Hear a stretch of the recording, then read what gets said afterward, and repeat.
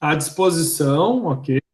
A gente pode abrir uma sala particular aí, onde só nós vamos estar ali nos reunindo e conversando. Tá bom, pessoal? Então, começamos oficialmente aí nossa aula de operações unitárias 3, dia 12 de novembro, ok? Nossa 19ª aula do segundo semestre de 2020.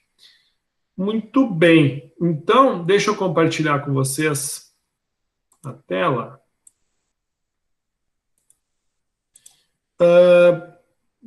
Digo assim, pessoal, aqui eu vou compartilhar o fechamento das aulas, da aula 18 e da aula 17, né? Na aula 17, o professor, a gente revisou um diagrama ternário, né? Daí eu percebi que na última aula pessoal, tá boa a internet aí? Vocês estão conseguindo me ouvir bem? Tá ficando falhada de alguma forma ou tá tranquilo? Aqui tá tudo certo, professor. Tá bom. Qualquer coisa podem gritar aí, tá? É que eu acho que o aula tá lento mesmo, porque eu vi que demorou. Então, a 17ª aula, quando era Pouco, prof. Oi? Pois não?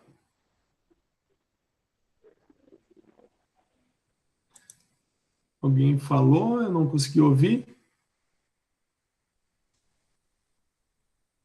Oi, Ana, pode. Pode ter sido eu, prof. Ana. Eu tá um pouquinho falhado. Tá falhado. Eu acho que a tua tá um pouquinho falhada. Pode ser o aula ou a minha internet mesmo. Tá. Pra mim tá um pouquinho. Ótimo. Eu vou tentar sair e entrar de novo para ver se melhora. Tá, não tem problema. Não tem problema. Bueno, então, vamos lá. Então, o que o professor fez? Eu aumentei o prazo, né, para que vocês tentassem fazer o diagrama ternário, lembrando que esse sistema ternário ele vai ser cobrado, faz parte de operações unitárias 3, nós separarmos mistura compostas por mais de 2 elementos, assim como a gente usou a destilação, por exemplo, para separar. Nós vamos precisar que vocês entendam. Então, hoje vai ter mais uns exercícios sendo trabalhados em cima disso, mas eu fico assim, bem chateado, porque a gente estendeu o prazo, a gente possibilitou para que os alunos pudessem refazer, só que, infelizmente, não é todos que fizeram, né? Não foi todos. Mas tá aí, né, pessoal? 36% da turma fez e é isso que importa. Os que fizeram. Os que não fizeram, paciência, né? E também a leitura do paper da última aula, da mesma forma, somente 21% da turma fez, ou seja, 4 alunos, né, de 19.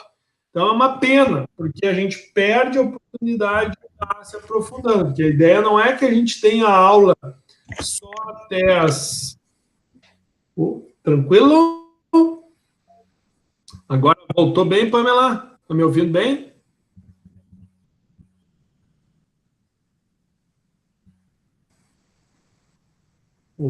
Pamela, queria falar alguma coisa? Não?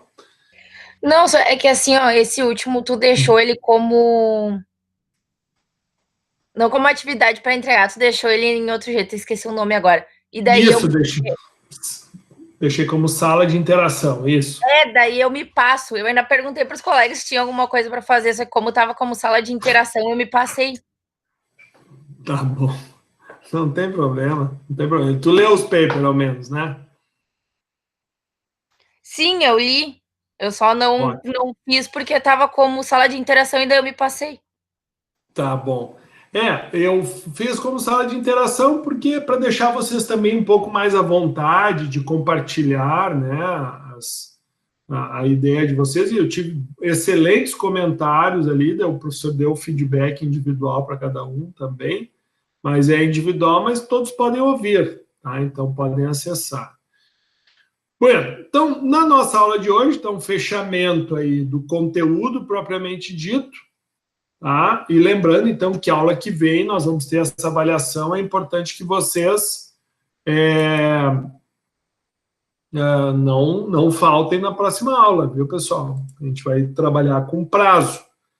Vou liberar ele na noite, daí no dia seguinte já cai. Então, é aquele período ali de 3, 4 horas para fazer a avaliação.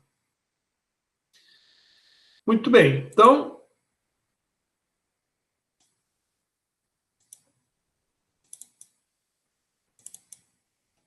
Vamos abrir a 19ª aula. Vamos de praxe.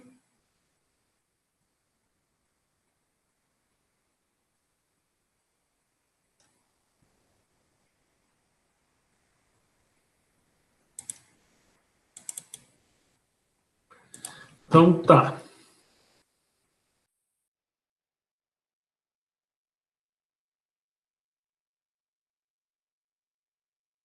Bom, então, o TD era isso aqui, era compartilhar, né, com os colegas a sua opinião a respeito da leitura do material 26 e 27. O primeiro material, ele trazia o assunto sobre a absorção de fenol sobre carvão ativado em meio alcalino.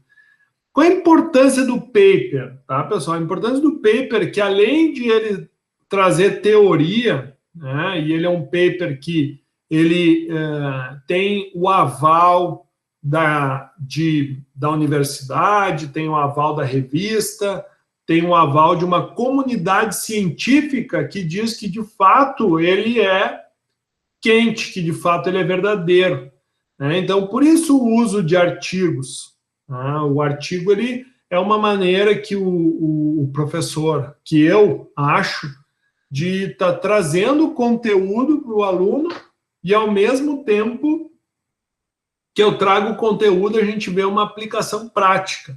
E daí isso é bacana. Por quê? Porque eu vejo muito trabalho de TCC que a galera não sabe fazer pesquisa, o pessoal se perde nas pesquisas, não tem a mínima noção de início, meio e fim, né? Não sabe diferenciar método de resultado, não sabe elaborar uma conclusão.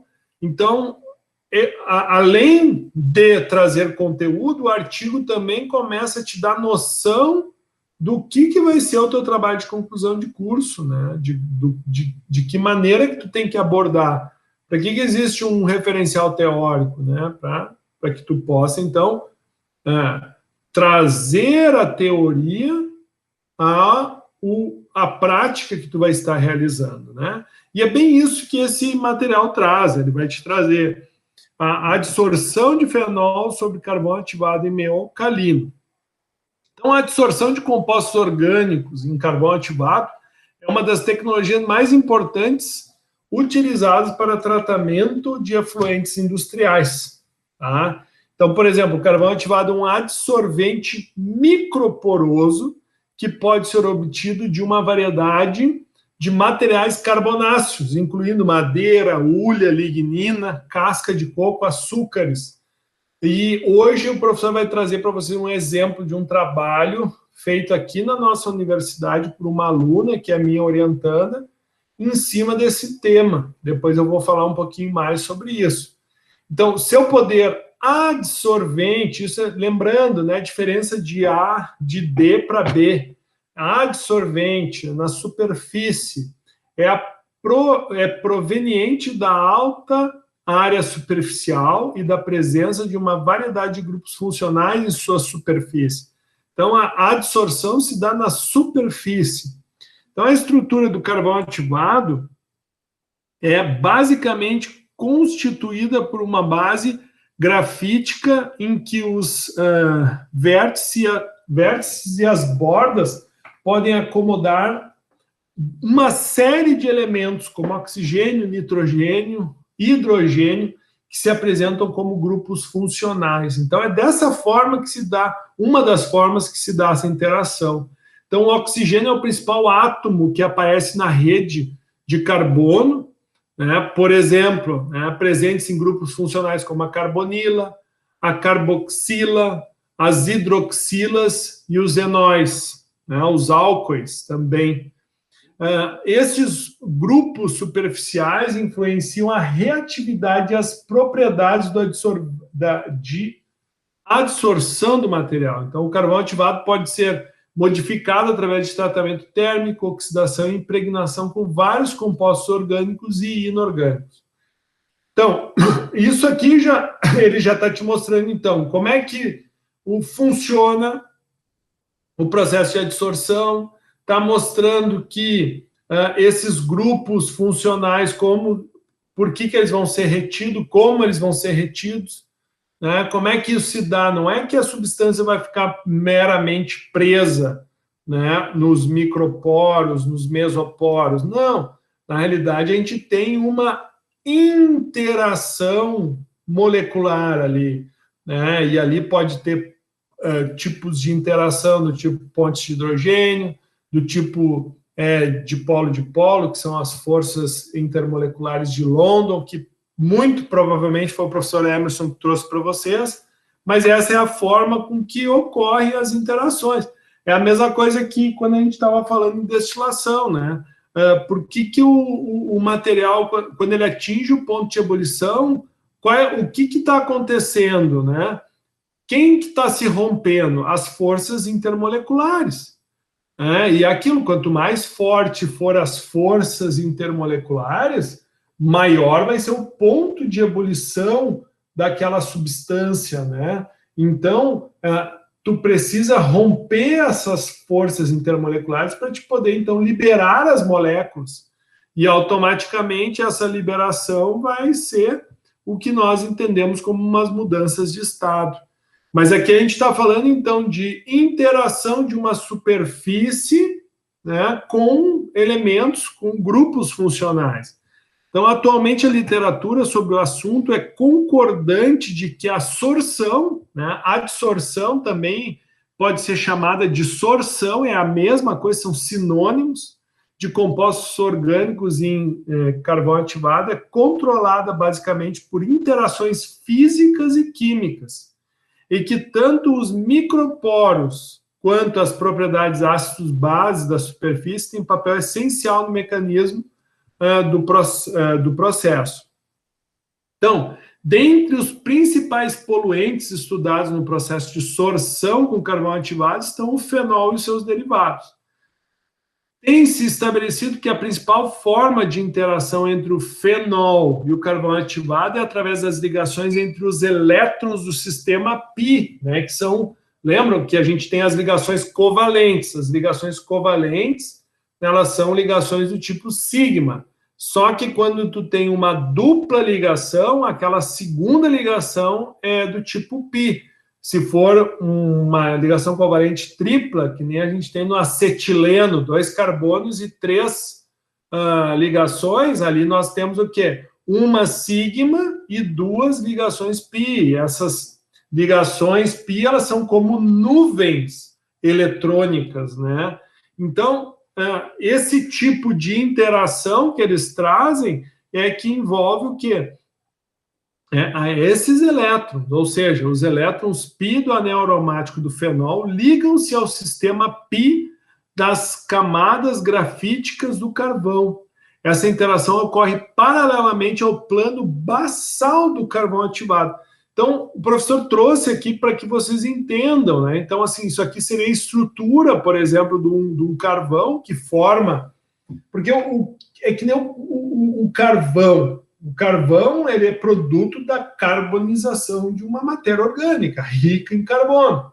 Então, para formar o carvão, tu teve que perder hidrogênio, teve que perder oxigênio, teve que perder nitrogênio, enxofre, todos os outros elementos, ficando só carbono sobre carbono. E aqui a gente tem, por exemplo, as estruturas da forma como se dá, os grafenos da vida, o diamante, que são tudo muito semelhante à estrutura, né? Lembrando que o grafite, por exemplo, que nada mais é do que uma das formas alotrópicas do carbono, né? Entra como um exemplo o carvão também. Então, eles têm uma estrutura muito semelhante, e essa estrutura aqui tu tem transições eletrônicas, né? Tu tem uma capacidade de troca de elétrons, né? Por quê? Porque o carbono ele faz 4 ligações, mas ele tem 2, né?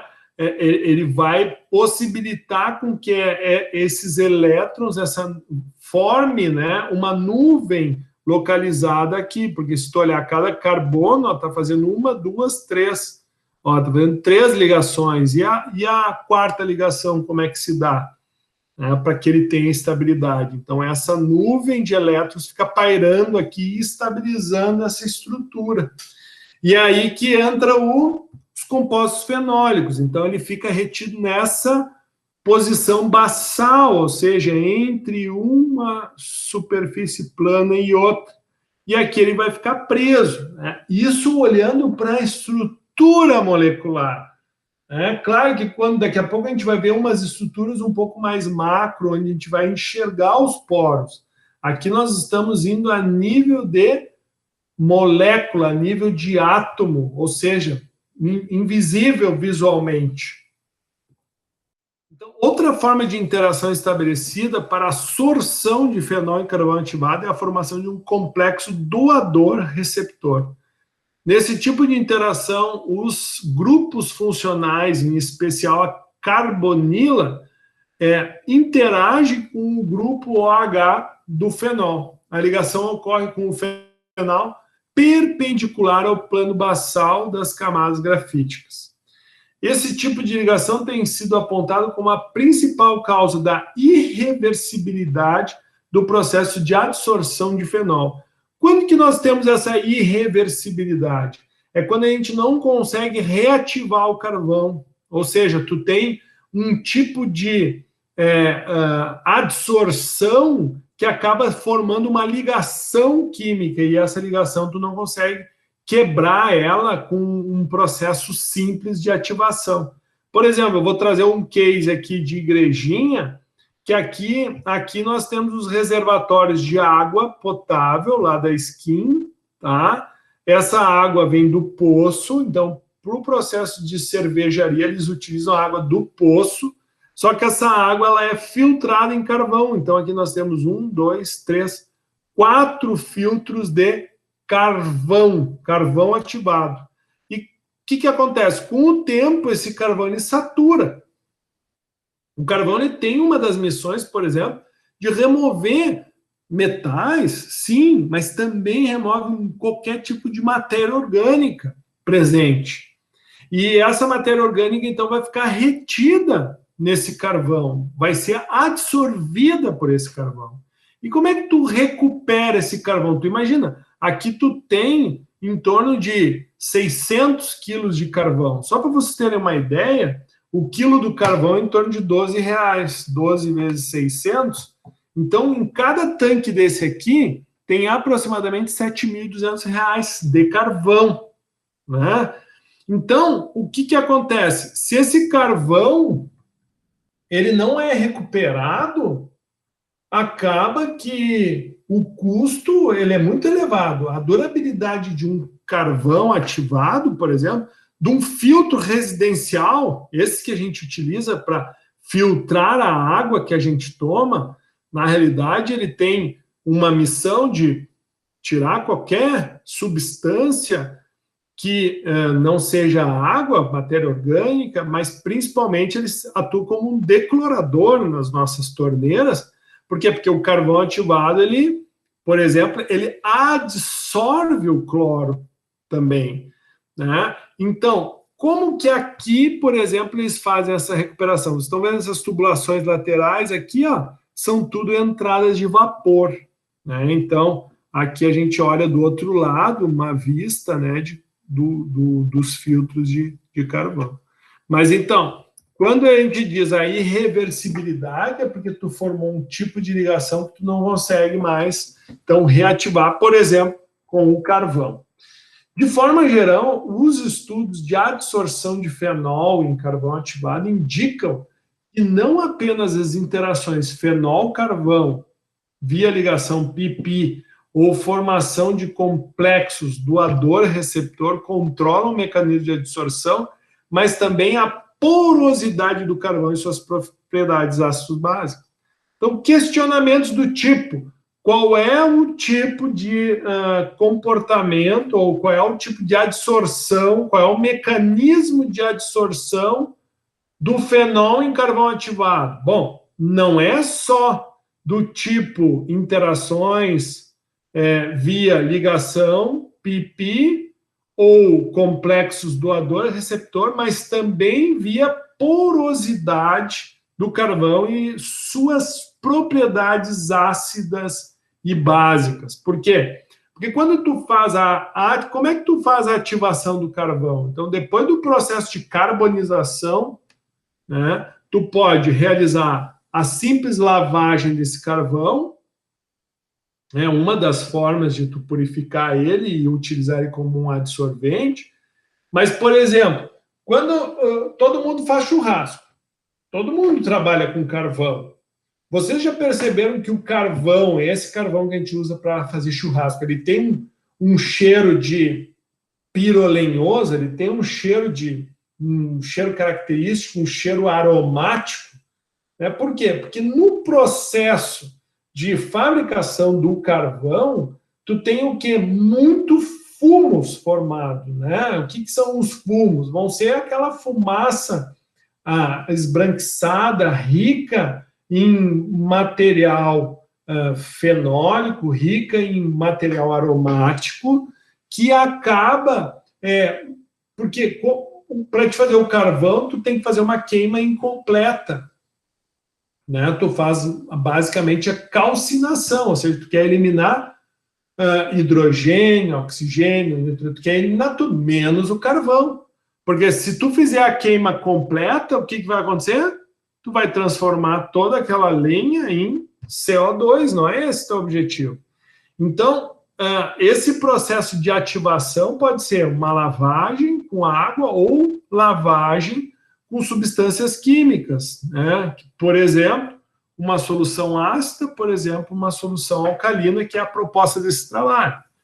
Então, a partir dos estudos calorimétricos com amostra de carvão ativado em pHs ácidos e neutros, demonstrou que a adsorção pela formação do complexo doador-receptor ocorre principalmente na superfície dos mesos e microporos. Agora vocês devem ter lembrado de operações unitárias 1, quando nós falamos, sim, sobre a porosidade das partículas, né? Qual é a importância da porosidade? No caso, para o processo de adsorção, a porosidade ela é fundamental para que ocorra, então, a retenção, a sorção desses compostos, né, sobre a superfície, então, do carvão ativado, bloqueando a entrada do fenol, né, para os microporos menores, por exemplo, ultraporos. Então, isso pode acontecer, né, bloquear, onde os meso e os micros são os principais. E o fenol, por exemplo, ele bloqueia, né, ele não permite com que os microporos, então, ou ultramicroporos sejam ocupados. O caráter hidrofílico da superfície dos poros cresce com a presença de grupos ácidos superficiais, que é o quê? A molhabilidade, né? Isso é muito comum, não sei se vocês já trabalharam com carvão, mas o carvão ele não molha bem. Né? Por quê? Porque tem dois tipos de carvão, tem o em pó e o granulado. O granulado é para filtro. Mas, por exemplo, se tu pegar o pó, tu vê que ele não molha bem. Um dos fatores pode ser a própria tensão superficial, mas a falta, né, de, por exemplo, esses grupos ácidos impedem com que ocorra, então, a molhabilidade, né, com esse caráter hidrofílico, o que favorece, então, a formação de clústeres com água, impedindo a difusão do fenol para dentro dos microporos. Então, aqui nós temos o exemplo, né, de como a gente enxerga, então, esses poros aqui, né, lá no cremasco a gente tem.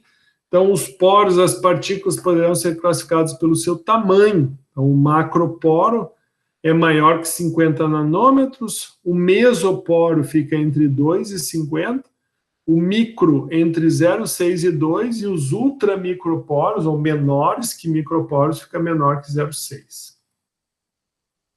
São outras formas que se apresentam. Então, nós vamos ter poro de transporte, que é um que faz a transversalidade, né? Aqui a gente tinha vários que fazem a transversalidade, né? Da partícula. Nós vamos ter os poros abertos, poros fechados, tipo esse poro fechado, ele não tem função adsorvente nenhuma. Esse aqui tem uma certa adsorção, os principais são esses, né? E tipo gaiola, né, que aqui é dentro do sistema. Este mesmo estudo mostrou que a forma das isotermas de adsorção fenol-carvão são afetadas pela faixa de concentração do soluto e heterogeneidade.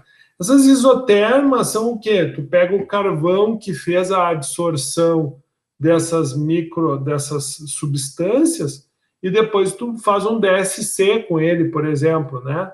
Daí esse aquecimento, né, tu consegue observar o ΔH, a entalpia, a variação de entalpia, quando ocorre o quê? As mudanças de estado.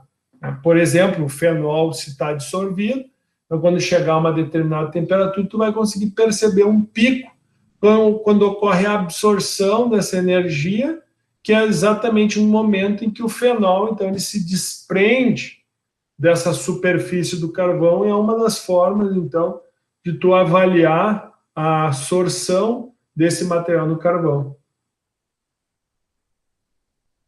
Que é uma coisa extremamente bacana, que, infelizmente, a nossa universidade ela é muito pobre nesse sentido, né? A gente tem pouco instrumental, tem pouco trabalho prático para os alunos, né? E quando que vocês vão ver isso? Né? Vocês vão se formar, bom, tudo bem, não pode ver na prática, mas tem noção do que é um ensaio, né? Um ensaio térmico, e o que ele vai te trazer, por exemplo, né? de informações. Então, o paper é uma oportunidade que vocês têm para isso. Então, esse comportamento é explicado em termos de um mecanismo misto que inclui, né, preenchimento dos microporos e natureza ácido-base da superfície. Com os grupos funcionais, como os grupos funcionais se concentram nos mesoporos, esses podem interagir com o solvente e, dependendo, então, do pH, favorecer ou não a adsorção do fenol para os poros menores. Então, qual foi a justificativa, né, da realização desse trabalho dentro do paper 26? Então, apesar de grande quantidade de estudos sobre os fatores que influenciam o processo de adsorção de fenol, seu mecanismo ainda não é completamente entendido. A maioria dos trabalhos tem explorado o mecanismo de adsorção em meio neutro e ácido, que não são os pHs encontrados em muitos efluentes da indústria têxtil e alguns da mineração. Então, com base nisso, qual é o objetivo desse paper? É estudar o comportamento da adsorção de fenol em meio básico, ou seja, tu vai realizar a ativação do teu carvão em meio básico, usando uma amostra com baixa concentração de sítios ativos, ou desculpa, sítios ácidos. Outra estratégia utilizada para estudar o efeito do meio alcalino no processo de adsorção foi a obtenção da adsorção em função da temperatura, que é os ensaios nas isotermas. Variação de temperatura para ocorrer, então, essa absorção. Então, de acordo com a literatura, os efeitos dos grupos superficiais tendem a desaparecer com o aumento da temperatura. E o mecanismo passa a ser denominado pela média do diâmetro do poro, que pode sofrer variações de acordo com o grau de interação com o solvente. Então, a partir de agora, então, quando a gente se referir ao CAF, nada mais vai ser do que o carvão ativado lavado numa solução alcalina, né, de hidróxido de sódio a 0,1 mol por litro. E, posterior, então, secagem desse carvão a 100 graus. Então, ele vai ficar com um pH levemente, um pH alcalino, né? Quais foram, então, as conclusões? Tudo que a gente estava falando, então, era da ativação em meio ácido, né? Os sítios ativos ácidos, as facilidades que se tinham em termos de adsorção dessa forma. Então, o estudo propôs mudar a característica dos sítios ativos por meio da introdução de um álcali.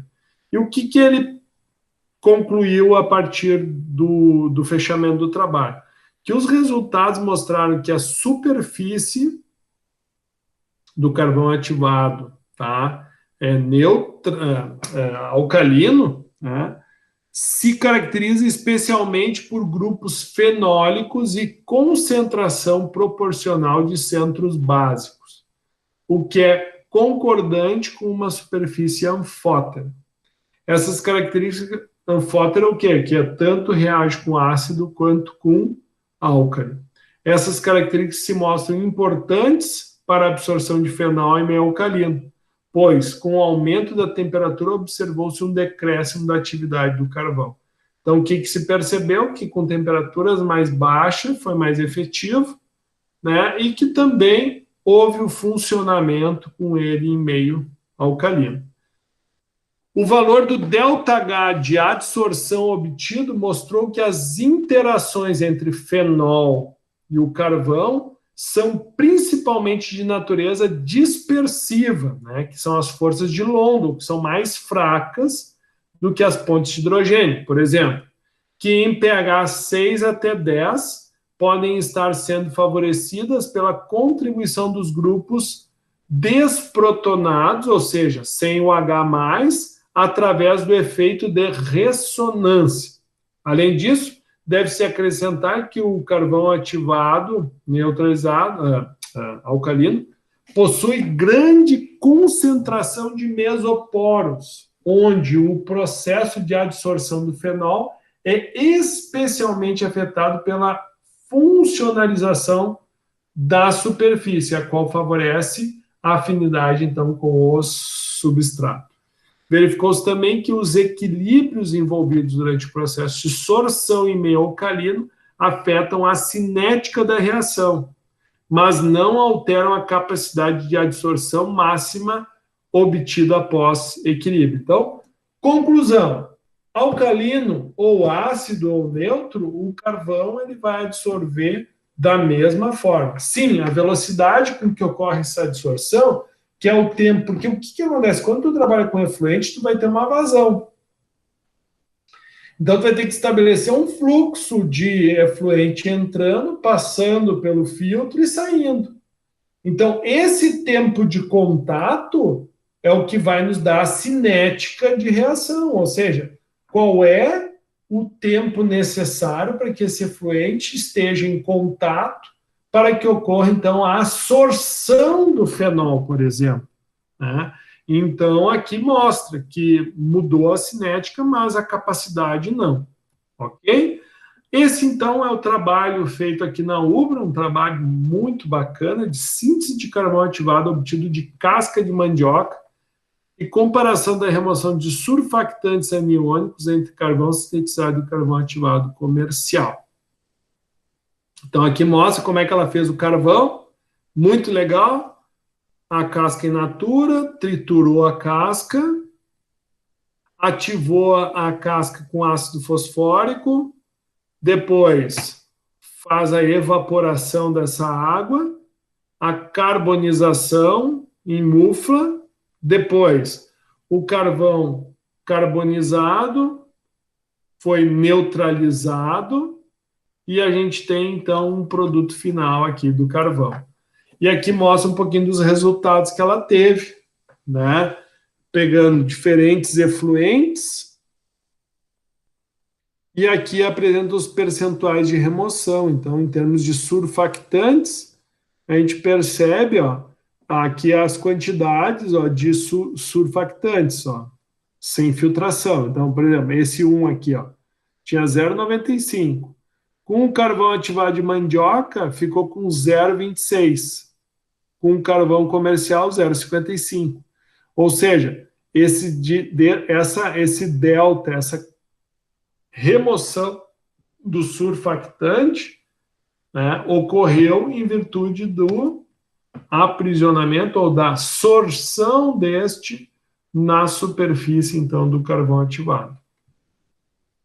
Pegamos aqui um valor, ó, de, por exemplo, ó, num efluente tratado fortificado com tenso ativo, que é o surfactante, 28 miligramas, baixou para 1,5 com o carvão de mandioca e para 3,3 com carvão comercial. Ou seja, ficou muito bacana o carvão feito pela. Aqui é um visual, né, da amostra antes e após passar no carvão.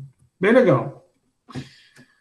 Bom, então, o paper 26, ele veio a complementar o assunto adsorção, onde a adsorção nada mais é do que um fenômeno, tá, que tanto vai ter característica física quanto química, mas que serve como uma operação para separação de componentes, né? Podem ser eles componentes indesejáveis, como no caso de um efluente, mas também pode ser comumente utilizado, por exemplo, no tratamento de águas, ok? Então, nós nos referimos a carvão ativado, mas daqui a pouco, agora eu vou trabalhar mais alguns outros exemplos onde nós podemos estar aplicando esse fenômeno, tanto de adsorção quanto de absorção. Então, esse material 27, que é método para remoção de sulfeto de hidrogênio de efluente gasoso aplicável a reatores anaeróbicos. Então, o sulfeto de hidrogênio é um composto muito comum, né? Por exemplo, a gente tem um problema muito sério na beira da BR-116. Quando a gente sai de Canoas e vai ali para São Leopoldo, para Sapucaia, na Gerdau, ali, a gente passa pela Soleil, né? Que, deixa eu me lembrar, não é mais Soleil o nome ali, ou é? E já teve Sanrig, já teve tantos nomes ali, deixa eu lembrar.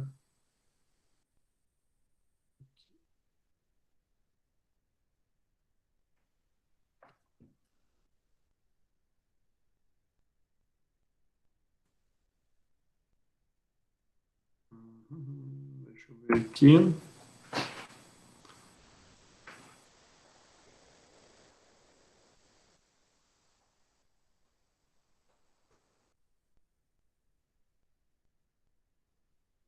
Aqui está a Ubra.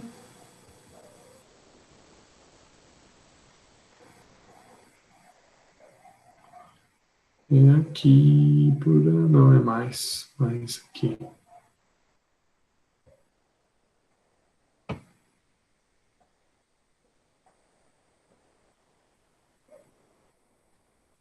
Aqui é a Refap, daí a gente vem. Aqui é onde faz a Votorantim. É a Dupont agora. Então, ó. Opa, peraí. Vou levar vocês lá para frente da Dupont. Então, quem nunca passou aqui, vamos andar contramão, tá, pessoal? Não dá nada. Então, aqui à direita, nós temos aqui atualmente a Dupont. E quem nunca não passou de carro, bem aqui do lado dessa ETE aqui, ó, e invadiu o carro com fedor, né? Um cheiro de ovo podre, um olha para o outro e diz, bah, mas quem foi? Não, mas não é quem foi. O problema é aqui, nós temos um sistema, né, biológico aqui, um anaeróbico, depois tem um aeróbico, e depois do outro lado aqui tem a finalização desse tratamento de efluentes, que acontece aqui, ó, nessa sequência. A gente não consegue enxergar, mas tudo aqui tem tanto tratamento de água, potabilização de água, quanto o fechamento do tratamento de efluentes, da Dupont, que já foi Soleil, e assim por diante. Mas, voltando, então, esse cheiro de H2S, por exemplo, pode ser originário desse tipo de processo. Então, ali eles têm um problema ambiental sério. É um cheiro insuportável. Tu imagina tu morar ou tu trabalhar ali do lado. Então, é um problema. Tem solução? Tem. É caro? É caro, mas tem solução. E um dos problemas do H2S é que o H2S ele é extremamente corrosivo, né? Então, esse é outro problema. Mas então esse trabalho eu gostei dele porque ele, além de ele dar uma noção da realidade em termos de formação desse tipo de contaminante, também apresenta diferentes métodos para eliminação desse tipo de poluente. Então, por exemplo, quais são os principais métodos para a liberação de H2S? Né? Tem a adsorção, né, que também pode ser utilizado, ou seja, tu passar esse gás no carvão ativado, um exemplo, ele vai fazer a remoção desse cheiro, né, ruim. A absorção, acompanhado ou não de reação química, então tu pode tanto absorver ele numa solução líquida, quanto tu pode neutralizar ele numa solução, né? Ou seja, ocorrendo uma reação química. Tu pode incinerar ele, ou seja, tu queimar o H2S. Qual o problema de tu queimar o H2S? Que tu vai formar o SO2, o SO2 com a atmosfera vai formar SO3, e automaticamente tu vai ter, então, a formação de chuva ácida. Ou tu pode fazer a condensação dele. Então, esses são os métodos. Bom, mas e daí, pessoal? E eu, engenheiro químico, o que tem a ver com isso? Pessoal, qual é a missão de vocês, pessoal? A missão de vocês é essa, é achar solução para isso. Então, problemas vão surgir e eu vou dizer, vocês só vão ter emprego, vocês só vão ter trabalho porque existem problemas. Porque se não existissem problemas, não haveria necessidade de ter vocês, entendeu? Então, pessoal, procurem problemas, entendeu? Sejam desafiados, a vida é bem complexa. Mas quanto mais complexa ela é, mais oportunidades vocês têm. Então, é essa a nossa missão, né? Mas para que a gente possa selecionar qual é a melhor tecnologia, que nem ali, não vamos longe, a Dupont tem solução para aquele cheiro? Tem. É fácil? É óbvio que não é fácil. É barato? É óbvio que não é barato, né? Mas cabe a nós selecionarmos a tecnologia adequada, né? Levando em consideração qual é a concentração desse gás. Porque tu sabe que o H2S ele tem uma particularidade. Enquanto tu tá sentindo o cheiro dele, o cheirinho de ovo podre, tu tá numa condição segura. O problema é quando tu deixa de sentir o odor dele. Porque quando a concentração dele supera uma quantidade X, que eu não sei determinar qual é, mas quando ele supera essa quantidade, tu não percebe mais o odor de ovo podre, é porque tu já entrou, né, na concentração de letalidade. Ou seja, quando tu parar de sentir o cheiro de ovo podre, corre, se der tempo, porque tu tá na zona de risco, ou seja, tá na zona de morte. Eu sei porque isso era um treinamento que a gente dava. Eu trabalhei uma época numa empresa que trabalhava com produtos para vulcanização de borracha, né? Então, a gente produzia lá aceleradores de vulcanização, produzia facts, produzia alguns insumos aplicados à indústria de borracha, e nós tínhamos um processo que liberava H2S, né? A gente tinha que fazer a absorção com B, absorção desse H2S, e a gente fazia ela numa solução alcalina de hidróxido de sódio, e daí precipitava enxofre, né? Então era outro exemplo de forma de remoção. E a gente fazia isso e a gente sempre dava esse treinamento, né? Quando está sentindo o cheiro, tu está bem. O problema é quando tu para de sentir o cheiro do H2S, né?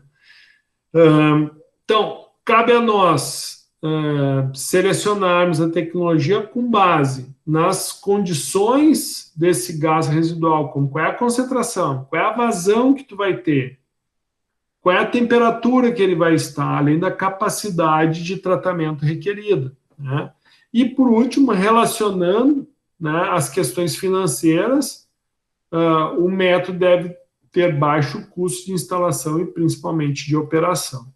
Então, aqui no material ele traz então uma tabela, até eu tomei a liberdade de acrescentar que com o princípio químico nós temos também a adsorção também, que é quando tu usa um adsorvente, só que tu tem uma retenção química. Tá? É um exemplo que pode se dar também, tá? Adsorção com o uso de adsorventes, lavadores com água pura, membranas. Então, tem vários processos, várias operações unitárias envolvendo, então, os princípios de tratamento de H2S. Então, a adsorção, no processo então, de adsorção, as moléculas dos líquidos, gases ou vapores, que é o adsorvato, são retidas por forças físicas, adsorção física ou fisiosorção, ou químicas. No caso, é uma adsorção química ou uma quimiosorção na superfície de um sólido adsorvente.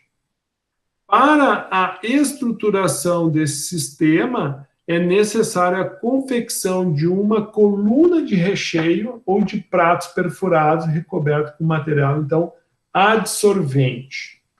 Então, a adsorção física, se comparada com a química, possui uma fraca interação entre adsorvato e o adsorvente, o que faz com que esse processo necessite condições de resfriamento. Já a adsorção química, de maior interação entre o adsorvato e o adsorvente, requer temperaturas altas para a regeneração do adsorvente sólido. Um exemplo da adsorção química é a troca iônica. Tá? Então, uma das formas de tu desmineralizar a água é por meio do uso de resinas catiônicas que separam por sorção os cátions. Veja, a resina, então, ela retém os cátions, retenção dos cátions e liberação do hidrogênio, ou seja, tu tem uma troca de íons, tu retém os metais e libera o hidrogênio. E isso é um processo reversível, mas, num primeiro momento, então, passa na resina catiônica, então essa resina ela vai ficar saturada de metais e o pH, depois da água passar pela resina catiônica, o pH da água fica levemente ácido. Por quê? Porque todos os ânions reagem com o hidrogênio que é liberado, formando ácidos. E na resina aniônica, então, vai ocorrer a troca dos ânions pela hidroxila. E aqui nós temos a mágica, que no processo de troca iônica, o produto vai ser a água. Claro que depois, quando satura a resina, ou seja, não existem mais sítios ativos, nós temos que fazer o quê? Nós temos, então, que usar um ácido forte para remover o excesso dos cátions e uma base forte. Normalmente aqui se usa ácido clorídrico e aqui normalmente se usa hidróxido de sódio para remover, então, os ânions. E esta resina nada mais é isso aqui que vocês estão enxergando, é um monte de pérolazinha, umas pérolazinhas bem pequenininhas. Esse é um bekerzinho de 50 ml, só para vocês verem ali. E aqui vai ser da forma como vocês vão enxergar os equipamentos na planta. Então, a cor laranja indica ácido, então tu tem o vaso catiônico, e aqui roxo o vaso aniônico. Normalmente o catiônico é maior, desculpa, o aniônico é maior que o catiônico, tá? E aqui também, aqui só não está visualmente separado, mas aqui, o que nós temos? Ó? Carvão ativado. Por quê? Porque a resina ela é muito sensível ao cloro, o cloro oxida a resina. Então, por isso, tu tem que declorar a água primeiro. Então, aqui é um sistema menor, passa, então, na resina, no carvão ativado, declora, passa na resina catiônica, menor, né, o vasinho menor, e aqui passa na aniônica, no caso, representado pelo maior. Bom, a absorção com B, absorção refere-se, então, à transferência de um componente sólido ou absorbato presente em fase gasosa para um líquido. Lembrando que a absorção é quando o soluto ou absorbato ele vai ser, então, inserido no volume, né, do absorvente, né? Então, ele vai ocupar o volume do absorvente. No controle de poluição, a absorção envolve a remoção de um contaminante gasoso, de uma corrente gasosa, por sua diluição em um líquido. No caso, pode ser por meio de uma reação química, que no paper em questão, eles propõem uma solução de redox, ou seja, eles usam o cloreto férrico para reagir com o H2S, né, ocorrendo, então, mudando de ferro 3 para ferro 2, e depois com a oxidação desse ferro 2, retornando ele a ferro 3 novamente. Então, a absorção é um processo de transferência de massa que se dá devido à diferença de concentração entre os meios presentes. Essa transferência ocorre até que continue havendo diferença de concentração dos meios envolvidos. Na absorção química, o efluente gasoso é transferido para uma fase líquida de baixa volatilidade. É um sistema estruturado em colunas de recheio de pratos ou de nebulização, requerendo um espaço consideravelmente pequeno. Então, aqui é um exemplo, né, que o paper traz de absorção de um sistema redox. Então, ele faz uso de uma solução composta principalmente por ferro 3, né, que vai ser convertido a 2 como forma de absorção química do sulfeto de hidrogênio, né. Nesse sistema, utiliza-se uma solução oxidante, no caso, o cloreto férrico, que também é utilizado em tratamento de águas, que é capaz de fazer a rápida oxidação do H2S a enxofre elementar, parecido com a reação que a gente fazia lá no polo lá com hidróxido de sódio. Porém, era neutralização e não a oxirredução. Depois disso, o enxofre pode ser removido por filtração ou gravidade. E aqui mostra, então, como é que se dá a reação. Então, tu tem o H2S entrando na solução líquida, sendo absorvido numa torre de absorção, e essa torre de absorção está recirculando, por exemplo, com cloreto férrico. Então, esse cloreto férrico vai precipitar enxofre, que pode ser removido por uma filtração, e, obviamente, no próprio processo de recirculação, como tu pode fazer, né, em duas etapas, uma recirculando com a entrada de ar e outra recirculando com H2S, tu pode, então, estar recuperando. Então, tu faz, de um lado, o sistema se auto-recuperando com oxigenação e, do outro, ele removendo H2S. E o produto desse lado passa para cá e o produto desse lado passa para lá. E daí tu fica com processos independentes, porque a recuperação aqui, ó, se dá por meio, ó, aqui, ó, aqui, ó. O ferro 2 pode ser facilmente oxidado e regenerado no sistema. Essa oxidação pode ser realizada pelo contato direto da solução com oxigênio atmosférico, ou até pela utilização de uma pia, né, um pouquinho mais complexo.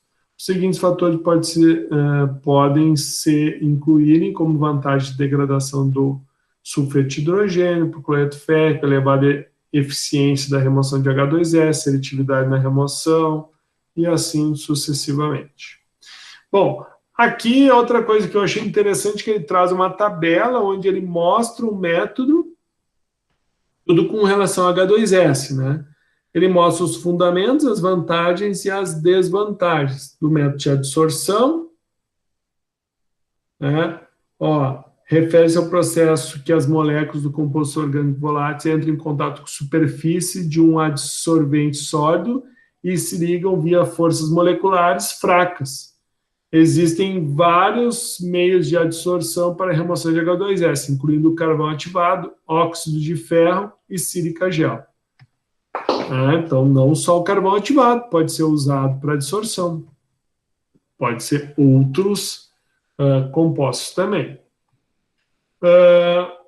Absorção na forma de lavadores, né, processo físico baseado na transferência do poluente presente no gás para uma fase líquida não volátil. Trata-se de um dispositivo no qual se realiza a separação de um poluente gasoso por intermédio da lavagem, mesmo com água. Na maioria dos casos é nebulizada para formar pequenas gotas. A fase líquida contaminada resultante é usualmente tratada biologicamente e recirculada para o lavador. Mas essa absorção também pode ser química, né? Usando, no caso aqui, o ferro 3, que foi o exemplo que a gente trabalhou, e não trouxe o outro exemplo, que era o que a gente vivenciava lá no polo. Bom, então, o que o professor queria no TDE, que era que vocês, então, lessem os artigos, né? Então, mais ou menos, o professor deu o feedback para vocês, e comentassem. Obviamente não precisava de toda essa complexidade, mas no mínimo, né, fizessem como as 4 colegas que fizeram, que comentaram, né, e ficou muito legal, gostei muito. Bom, absorção e adsorção, tá? Dando uma continuidade do que nós havíamos falado na última aula. Então, na última aula nós tínhamos parado, né, das 3 formas como se vai dar, né, esse processo, então, de absorção ou adsorção. Então, isso vai se dar, então, por exemplo, em colunas de enchimento. Então, nas colunas de enchimento, o contato das fases por pulverização é complexo sob o ponto de vista teórico, tá? Sendo alicerçada nas leis de formação de bolhas, no caso para gases, ou de gotas para líquido. Né, pelo que não é possível ir além de um panorama resumido em linhas gerais. Então, essas leis intervêm no fenômeno de atomização das dispersões dos gases em líquidos ou de líquidos em gases ou líquidos, como forma de efetuar a transferência de massa entre fases através das áreas criadas. E aí que tá, agora eu estou falando de teoria, né? Daí assim, pô, mas vocês leram aqueles papers, né? Daí, pá, mas bolha, gota, começa a fazer mais sentido. Por quê? Porque tu tem a relação da prática. Então, pessoal, às vezes, quando tu trabalha só a teoria, o aluno não se dá conta, né, da aplicação prática. Então, quando a gente fala sobre a pulverização, né, essa pulverização, então, é a forma que tem de tu aumentar a área de contato e permitir, então, a máxima absorção dentro dessas colunas, né? E essa absorção, como é que tu pode aumentar essa área de contato? Por exemplo, na última aula a gente viu colunas recheadas, né? Mas nem sempre ela precisa estar recheada com um carvão, que é uma substância que vai fazer uma adsorção. Ela, por exemplo, pode estar recheada com material inerte, com vidro, com tubos, com celas, que daí tem inúmeros elementos que eu mostrei para vocês na última aula. Qual é o intuito? É aumentar a retenção, permanecer o máximo de tempo possível, aumentando o contato entre a substância, o soluto que tu quer promover, então, a solubilização dele, ou a absorção dele nesse substrato. Então, as dispersões de bolhas de gases em líquidos têm os seguintes objetivos principais: a promoção da absorção ou esgotamento do gás. Né? Outro objetivo é a agitação da fase líquida.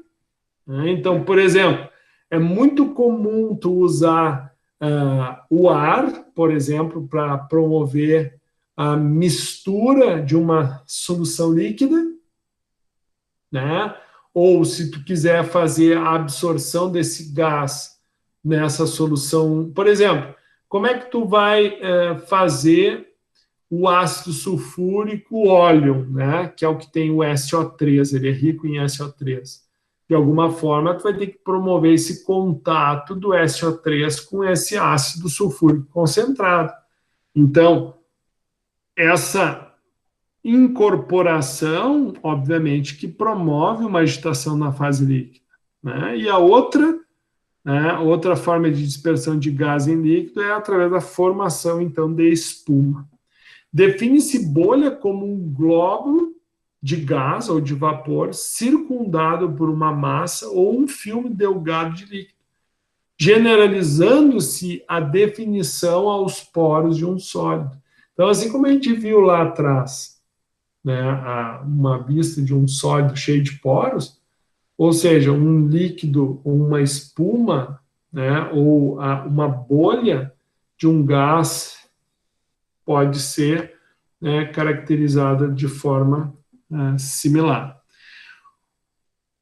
Há um grupo de bolhas separado, né, uma das outras por filmes delgados ou com uma vida estática finita, dá-se a forma o nome de espuma, né, que é o foam. No caso de espuma de elevada concentração de bolhas, utiliza-se a designação de front. Mesmo que a vida estática seja praticamente nula, isto é, tenha de ser mantida dinamicamente. Deixa eu só aqui.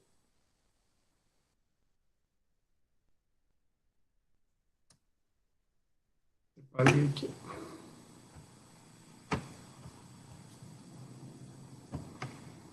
Então, isso nós estamos, porque tudo isso vai acontecer. Tá, pessoal? Quando a gente estiver recirculando, vamos pegar o exemplo ali do que a gente viu. Nós vamos ter o H2S sendo liberado e tu vai ter uma coluna recheada. E ali dentro tu vai estar recirculando uma solução que vai fazer a absorção, então, desse H2S. E nesse processo, a gente viu lá que vai precipitar enxofre. Esse enxofre precipitado, ele vai começar a formar o quê? Ele vai começar a ficar presente, ele vai começar a obstruir esse enchimento. Então, ele vai haver formação de espuma. Então, tem uma série de reações ou consequências que vão acontecendo, que é o objetivo dessa parte do texto, de estar trazendo alguns desses conceitos teóricos com relação ao que se vê na prática. Então, a geração espontânea de bolhas de gás ou vapor num líquido homogêneo é, teoricamente, impossível, sendo proveniente, em geral, de 3 origens. Tá? Então, geração espontânea não acontece. Para ter bolhas de gás ou vapor, é porque tu teve origem de 3 formas. Ou tu ter uma desupersaturação de uma solução de gás no líquido, ou decomposição de um componente. Então, tu estava com aquela solução saturada do gás. Por exemplo, isso é muito comum acontecer, como, por exemplo, como é que tu faz... uma das formas de fazer hipoclorito de sódio é tu borbulhar, tá, cloro em uma solução alcalina de hidróxido de sódio. Então, assim que tu começa a borbulhar o cloro, tu vai começar a formar hipoclorito de sódio. Só que tu tem um equilíbrio da reação. Então, se tu exceder a quantidade de cloro, tu desloca, então, a reação no sentido inverso, liberando o cloro, né? Então, ela para de absorver, ou seja, ela para de reagir com a soda para formar hipoclorito de sódio, e esse cloro, então, ele começa a ser liberado no ambiente. Isso é uma reação bem bacana de se fazer, porque tu enxerga o cloro, ele é levemente esverdeado, é uma cor bem bonita, e quando, no início da reação, tu tem uma absorção plena desse cloro nessa solução alcalina. E a partir do momento que tu atinge a saturação, então, começa a liberar o cloro para o meio, e o balão fica, então, tomado, né, desse cloro. Então, isso pode ser um exemplo, né, porque tu atingiu a saturação. A introdução mecânica das bolhas, né, e a outra forma é a desintegração de bolhas maiores já existentes. Bom, não será objetivo do nosso estudo, né, buscar a exaustão desse fenômeno. Para o aprofundamento, deve-se buscar o estudo da introdução de bolhas através de um orifício ou de um tubo capilar imerso em líquido, sendo relacionado o diâmetro da bolha e do orifício, onde o PR poderá auxiliar. Então, vou te dar um exemplo. Se tu tiver a intenção de fazer algum trabalho onde o tamanho da bolha, a forma da bolha, vou te dar um exemplo. Quando tu trabalha com flotação é uma operação unitária onde tu promove a incorporação de bolhas de ar em flocos, em sólidos suspensos, e ao invés de esse sólido sedimentar, ele ascende, né, por meio da incorporação dessas bolhas de ar. Esse é um processo que tu pode utilizar ele tanto no tratamento de efluentes, tá, mas também tu pode utilizar a flotação, por exemplo, na extração de minerais, né? Por exemplo, quer extrair cobre, tu moe o minério de cobre, e o cobre tu consegue extrair ele por meio de um processo de flotação, onde, obviamente, tu vai adicionar substâncias que sequestram o cobre, né? E são substâncias que vão ser menos densas do que o minério em si, do que a parte das rochas, onde tu separa somente, por flotação, obviamente, o cobre. Então, para isso, o entendimento do tamanho da bolha, e da forma como se dá o comportamento da bolha em soluções líquidas, pode ser uma teoria interessante para você, né, no futuro profissional. E se isso, né, for de intenção de vocês, o PR, por exemplo, ele pode auxiliar, tá, dentro dessa linha aí. Bom, outra forma, então, de nós promovermos aí a absorção é por meio de colunas de pulverização, tá? Onde, no que se refere à formação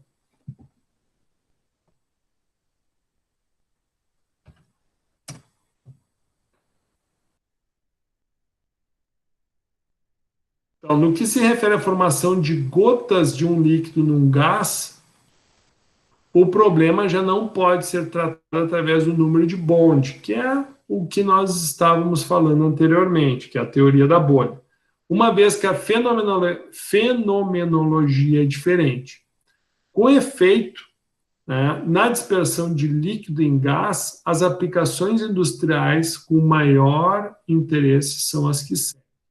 Então, pulverização, spray, produzida por atomizador, tá? O nose, ou também conhecido como spray dry, né? Pode ser que daí, no caso, o spray dry é quando tu promove a secagem de um sólido que é pulverizado, um exemplo, tá?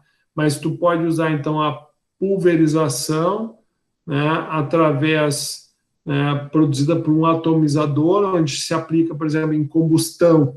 Então, quem foi naquela visita da Oxiteno deve ter visto lá, quando a gente foi na caldeira, que tinha uma janelinha que tu espiava. Lá era alimentado, se não me engano, com óleo combustível, onde o óleo ele era atomizado. O que é o atomizar? O óleo ele é líquido. Então, ele entra líquido num aspersor, né, num pulverizador. Para que ele faz isso? Para aumentar a área. Aumentando a área de contato, com mais a entrada de oxigênio, tu tem uma queima completa. Numa caldeira, tu quer queima incompleta, tu quer formação de fumaça, formação de fuligem? Não, tu quer a queima mais completa possível. Por isso que a pulverização, então, é algo extremamente interessante. Transferente de massa ou de calor ou revestimento de superfície, no caso de uma pintura, né? É um exemplo, né? Quando tu faz uma pintura, um spray, ele pulveriza um líquido sobre uma superfície. Então, são formas para quê? São aplicações industriais da dispersão de líquido em gases. Arraste gerado pelo borbulhamento de um gás através de um líquido em coluna de destilação ou reaquecedores de caldeira. Então, é outro exemplo onde tu vai ter esse arraste, né, desse líquido, essa névoa, ou nevoeiro proveniente de gases supersaturados, que é o exemplo, né, de quando a gente chove, né, e daí dá um dia extremamente quente, tu tem uma elevada taxa de evaporação durante o dia e à noite esfria, daí forma aquela neblina, muito comum acontecer em outono, inverno, né, que é característico. Por quê? Porque a névoa forma, porque a água presente na atmosfera, né, atinge o ponto de orvalho, que quando ela muda de estado, passa de vapor para líquido. Bom, e por último, né, as colunas de prato, onde consiste num dispositivo em andares, sendo cada prato um andar. Serão aplicáveis quando uma das fases é gasosa, referindo-se à absorção de um gás e o coeficiente de transferência a utilizar, e constituem também a aparelhagem básica da destilação. Então, a intenção é que quando, por exemplo, a gente tem também a destilação fracionada, lembra? Que nós vamos ter ali os pratos. Tu vai ter o quê? A ascensão de um vapor e a descida de um líquido.